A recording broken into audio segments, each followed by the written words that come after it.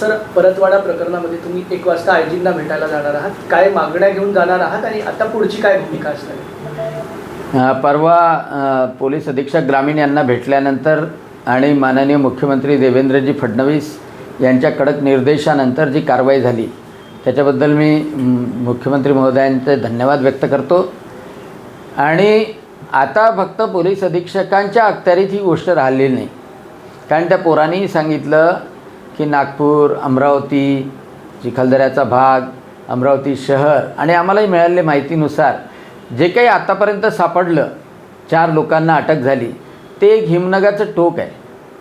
कारण हा पोरगा पहिला नाही आहे, या पोरालाही कोणीतरी हे करायला शिकवलं आणि या पोराजवळ एवढ्या गाड्या, जेवढा पैसा त्या मुलींवर उधळण्याकरता, हॉटेलमध्ये जाण्याकरता, जीव घालण्याकरता, गिफ्ट देण्याकरता, सेंट लावण्याकरता, कोचिंग क्लासेसमध्ये फी भरण्याकरता एवढा पैसा आला कुठून?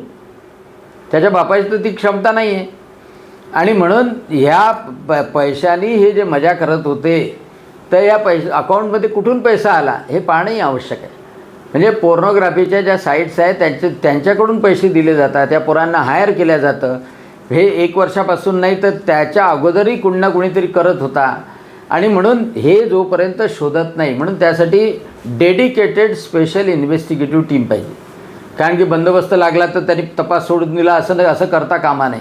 म्हणून महिला पोलीस अधिकारी, IPS दर्जाची असलेली महिला पोलीस अधिकारी आणि त्यांच्यासोबत सायबर स्पेशालिस्ट, काही सोशली रिस्पॉन्सिबल पोलीस अधिकारी की ज्या व्हिक्टीमकडे जाऊ शकतील, त्यांना विश्वासात घेऊ शकेल.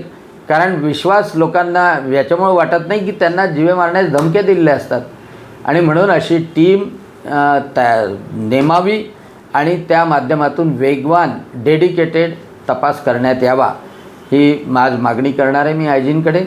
आणि त्या माध्यमातून या प्रकरणाला पूर्ण जर उघडकीस आणलं तर याची व्याप्ती खूप मोठी आहे.